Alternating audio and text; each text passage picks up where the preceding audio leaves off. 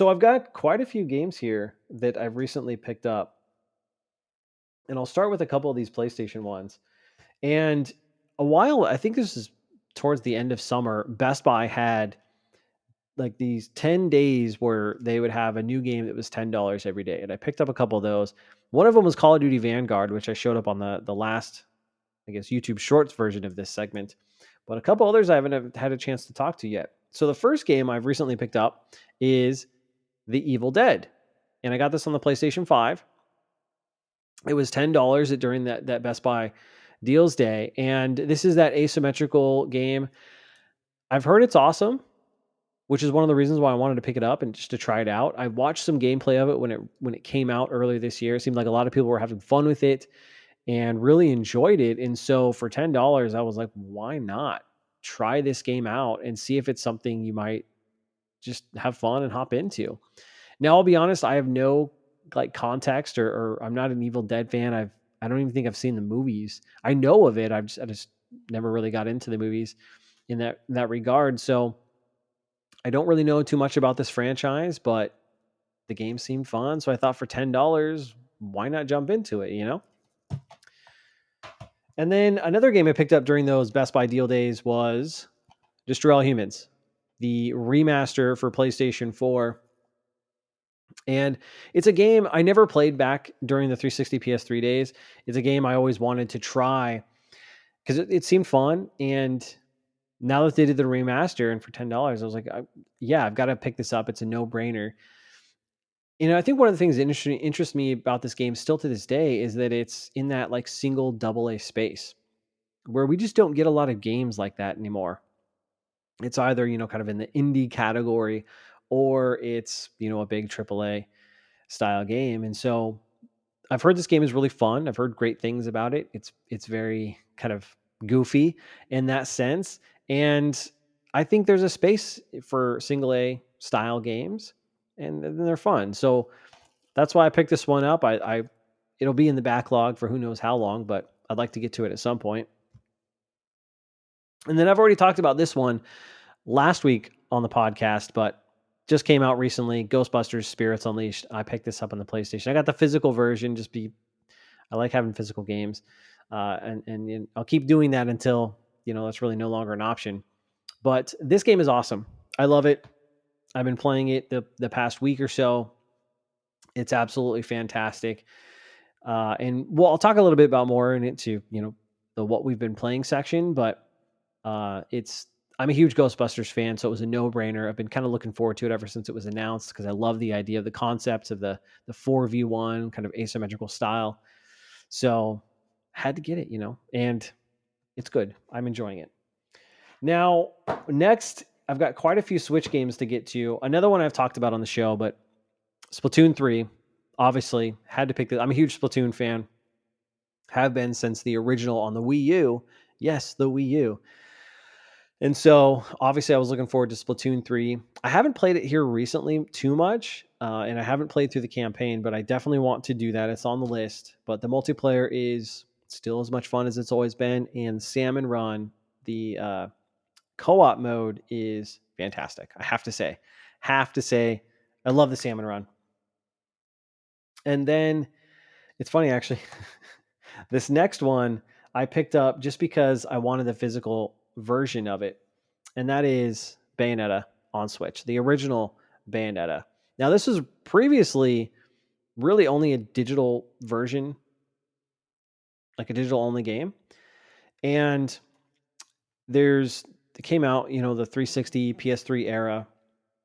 I never played it back then.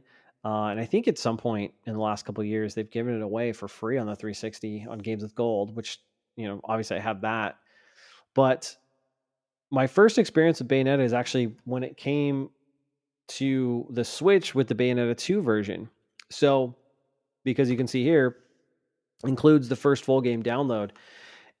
And so that's when I finally decided to try out these games, is when I got Bayonetta 2 on the Switch and I played through both of them. And they're awesome. Let me tell you, these games are freaking awesome. And I remember when Bayonetta 2 first came out on the Wii U, and it was getting like 10 out of 10 scores. And I was like, wow, maybe I should try this game.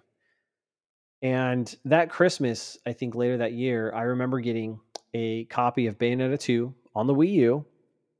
I still have it. It's still sealed because I never did eventually get to it. So that'll probably be worth some money someday.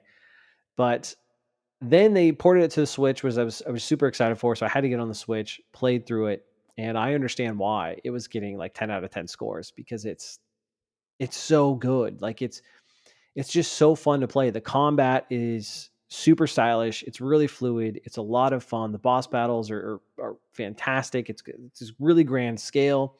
And then obviously the characters are great. The story is really interesting. And it's just a great package. Like it's just awesome. And it's almost got that like campiness to it that, and I don't even know if that's the right term for it, but it's kind of a little bit out there, kind of doesn't take itself too seriously, I don't think. But it's just a joy and a lot of fun to play. So, anyways, back to Bayonetta. Because I love these games so much, and previously this game was only available digitally on, with the Switch, and Bayonetta 2 is a Nintendo exclusive.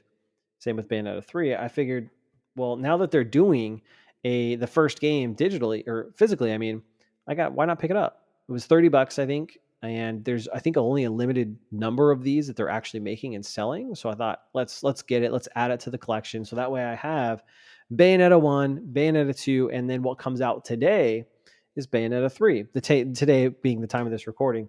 And actually right before I hopped on to record the show, what comes in the mail? Bayonetta 3. So I just got my copy of Bayonetta 3. So that's another recent game I've just picked up is Bayonetta 3. And I am super looking forward to this game. Review scores have been pretty great. I'm excited to jump into it. I don't know if I'll get to it right away this upcoming weekend. But certainly before the next episode of the show, I should be diving into it and have some thoughts to share on this game. Man, I'm excited. This has been a long time coming too, because I think this was announced, gosh, 5 years ago, 6 years ago. Long time coming. I mean, the early Nintendo Switch days, if I'm not mistaken. So this is a good one. I'm very, very excited. And hopefully it's a return to form for Platinum Games because like their recent games like Babylon's Fall, that just ain't cutting it, bro. So yeah, very excited about this one. And now I've got all three of them. Bayonetta 1, 2, and 3. That's freaking awesome. All physical, all on the Switch. That's dope. And then the last thing I wanted to share in terms of recent pickups is the Monster Hunter Sunbreak Amiibos. So I finally was able to get the Palamute Amiibo. I haven't opened it yet. I usually do open my Amiibos, except for a few super rare ones. But I got the Palamute and the Palico Amiibos. These were unfortunately GameStop exclusives. But the weird thing is when Sunbreak originally came out earlier this year, what was it? The end of June, beginning of July, that in the United States, these weren't available. The Palamute and Palico Monster Hunter Sunbreak Amiibos. You could only get the Mozamo, or I forget the name of this one, but you could only get this one with the collector's edition. So I thought that was the only way I'm going to get this Amiibo. So I got the collector's edition, and it's a really awesome looking Amiibo. But this is the only one you could get in the States for a while. And I think it was they must have had some production or shipping issues to get these Amiibos in the States, because in other places you could get these other Amiibos along with this one, but we had to wait. And then I think it was beginning of September, they finally released these. So I was able to snag them, and now I've got all three of them. And I have the original Monster Hunter Rise Amiibos as well, of course. I mean, you can see, I love Amiibos. I've got just about every single one of them they've ever come out in the US. So I was super excited about these, and I'm really looking forward to those Splatoon 3 Amiibos coming out very, very soon. So that's all I've got for recent pickups, and hopefully you guys will like this new series. Let me know what you think about it down in the comments below.